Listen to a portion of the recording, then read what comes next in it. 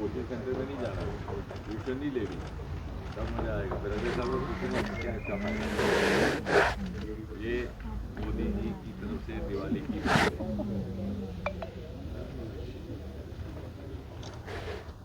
इधर आ जा। क्या नाम बेटे? नेहा। तुम्हें भी डॉक्टर बनना है? बस ठीक है, अब कोचिंग सेंटर में नहीं जाना है।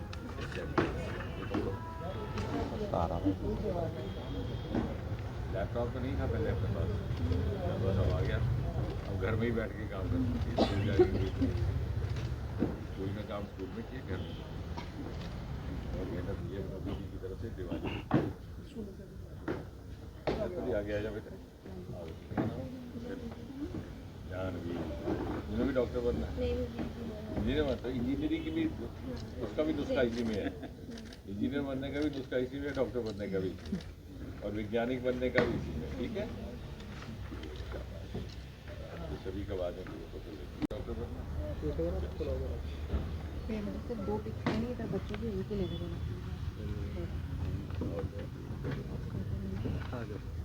थोड़ा सा मैं आगे बढ़ जाऊँ, आप इसमें से खींच लो ना, आगे खींचो आगे।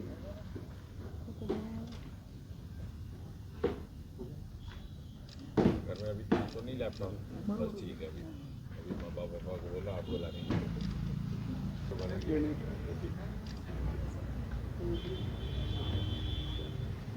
वहाँ पे, लेकिन वहीं पे फिर डॉक्टरी करनी है, बाहर नहीं जाना।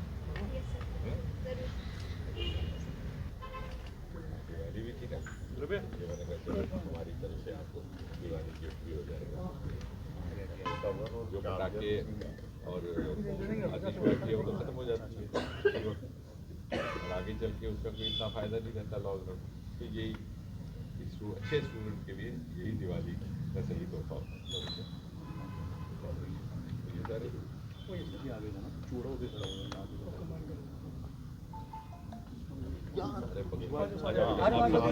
आई सोपुर की, उसने क्लास 12 के बाद IIT JEE क्रैक करके IIT लिया। तो मैंने उसको पूछा, मैंने कहा बेटे वहाँ तो उस समय वहाँ उस वक्त वहाँ पे वो थोड़ा मिलिटेंसी भी थी, 4 साल पहले की बात है। तो वो कहती है कि अंकल सब कुछ इसमें मुझे सिखाती है। मुझे कहती है 8 महीने 14 घंटे भाई माइक थोड़ा पीछे रखो भाई, इससे पढ़ाई करो, सारा कुछ ठीक है मुमकिन है। आप उनके फ्रेम में आ रहे माइक। सिर्फ आपको इसका इस्तेमाल समझ आना चाहिए, और सही इस्तेमाल। और कौन बच्चा है? हाँ बेटा, ये भी हमारे स्कूल की है। अच्छा, क्या नाम है?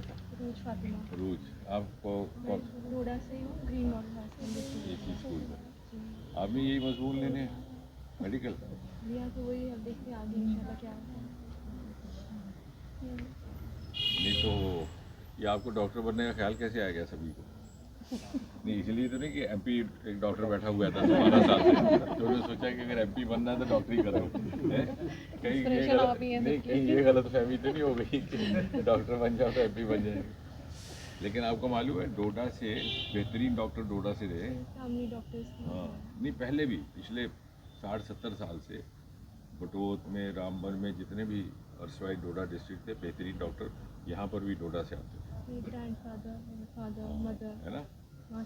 एक डॉक्टर्स, दूसरे एजुकेशनिस्ट, बड़े बड़े टीचर, और तीसरे वकील। ख्याल आ रहा था कि जिस तरह से प्रधानमंत्री मोदी जी ने बालिकाओं की, छात्राओं की शिक्षा को उत्साहित किया है, और समय समय पर इतनी सारी योजनाएं एक के बाद एक गत 11 वर्षों से उन्होंने लाई हैं, जिसमें बालिकाओं की शिक्षा को प्रोत्साहित भी किया और उनके लिए डेडिकेटेड स्कीम लाई है। जो हमारे विभाग हैं, हमारे विज्ञान प्रौद्योगिकीकरण या स्टार्टअप के साथ जुड़े हुए, उसमें भी dedicated schemes for women students और फीमेल स्टूडेंट्स। और अगर आप देखेंगे हमारे आंकड़े भी, क्योंकि आजकल आंकड़ा आधारित युग है, तो सिविल सर्विसेज के इम्तहानात में भी कई वर्षों से जो टॉपर्स हैं वो हमारी बच्चियां आ रही हैं। यानी एक दौर तो ऐसा आया था सन 2014, 15 और 16 में कि 3 साल लगातार टॉपर एक बेटी रही।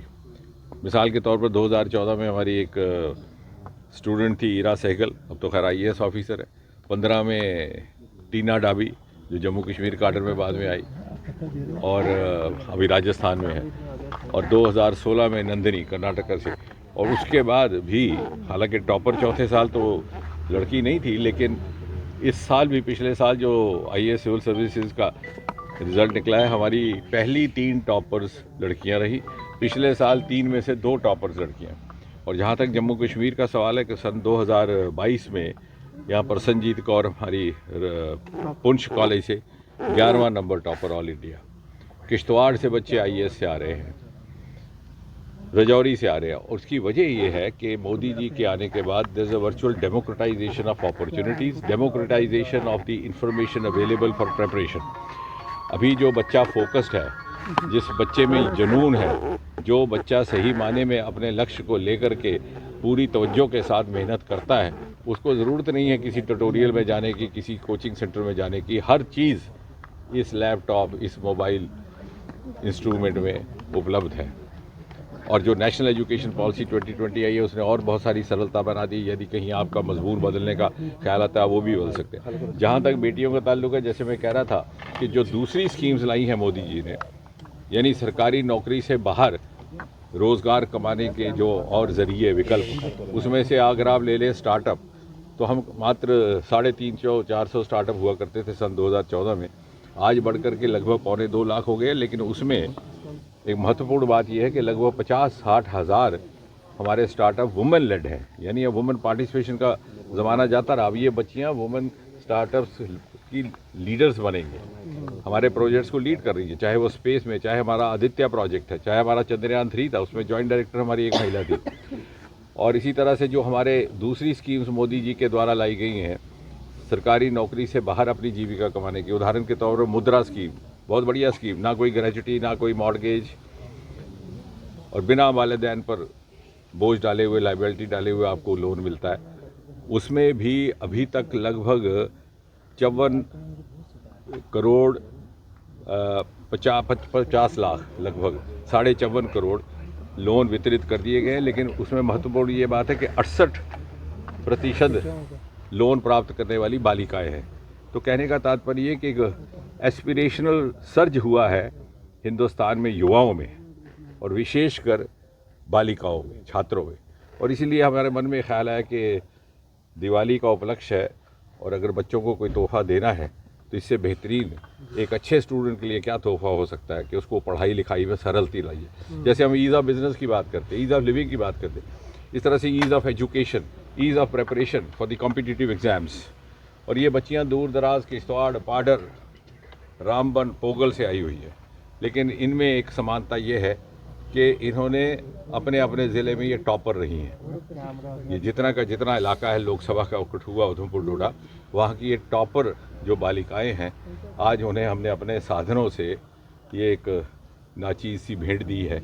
और मुझे यकीन है कि आने वाले वक्त में ये इसका सही उपयोग करते हुए जो भी इन्होंने अपने जीवन में लक्ष्य रखा है, अधिकतर ये कह रही हैं कि मैं डॉक्टर बनना चाहती हूँ। तो मैंने कहा भाई कि ऐसा तो नहीं हो, 11-12 साल से आपने एक डॉक्टर को देखा है तो आपको लगा कि डॉक्टर बनने से MP का रास्ता हमवार हो जाएगा। बहरहाल जो भी इन्होंने अपने मन में रखा है, अपने जीवन का लक्ष्य, वो इन्हें प्राप्त हो और हम उसका एक ज़रिया बन पाए, किसी न किसी हद तक, पूरी तरह तो ना सही लेकिन किसी हद तक। उसी आशीर्वाद के साथ, उसी कामना के साथ इन बच्चों को दिवाली की शुभकामनाएं, इनके वालिदैन को दिवाली की शुभकामनाएं। बहुत सारी स्कीम्स हैं जो है, जैसे स्टार्टअप है, उसमें भी अधिकतर महिलाएं हैं, लेकिन हमारी कुछ डेडिकेटेड स्कीम है। उदाहरण के तौर पर बहुत कम, और मैं चाहूँगा कि ये लैपटॉप के माध्यम से बेटे आपने सर्च करना, देखना कौन कौन सी स्कीम्स हैं जो मैं इसका इस्तेमाल कर सकती हूँ। उदाहरण के तौर पर कॉलेज के बच्चों के लिए, बालिकाओं के लिए हमने वुमेन लेड वूज़ा स्कीम शुरू की है, यानी क्लास 12 की कैटेगरी के बच्चे, ग्रेजुएशन के बच्चे, पोस्ट ग्रेजुएशन के बच्चे, और यहाँ तक ही नहीं, हमने मिड करियर स्कीम्स भी बहुत सी महिलाओं के लिए। कई ऐसी बच्चियाँ होती हैं जो शादी ब्याह के कारण बीच में उनका काम रुक जाता है, पढ़ाई लिखाई का काम रुक जाता है, प्रशिक्षण का काम रुक जाता है, कई बार वो वैज्ञानिक रिसर्च करना चाहती है, रुक जाए, लेकिन वो समाज का उनका फ़ायदा रहे, वो ज़ाया ना जाए उनका टैलेंट, वो बीच में अपने वापस अगर लौट कर आए तो उसके लिए भी हम सहयोग करते। ये सारी की सारी स्कीम्स जो वुमेन डेडिकेटेड है, वुमेन सेंट्रिक, उनकी जो विशेष संवेदनाएं हैं उनको मद्देनज़र रखते हुए, और ईज़ ऑफ सर्विस भी दिया हमने। यही सरकार थी जिसने मैटरनिटी लीव को 6 महीने कर दिया, यही सरकार थी जिसने बाकी सुविधाएं महिलाओं के लिए, कर्मचारियों के लिए भी उपलब्ध कराई और उसके बाहर भी करवाई। और इसलिए मैं चाहूँगा कि इसका भरपूर ये फ़ायदा ले और हम इनकी कामयाबी का एक छोटा सा जरिया, छोटा सा साधन बन पाए। सर, 2-3 सवाल लेंगे।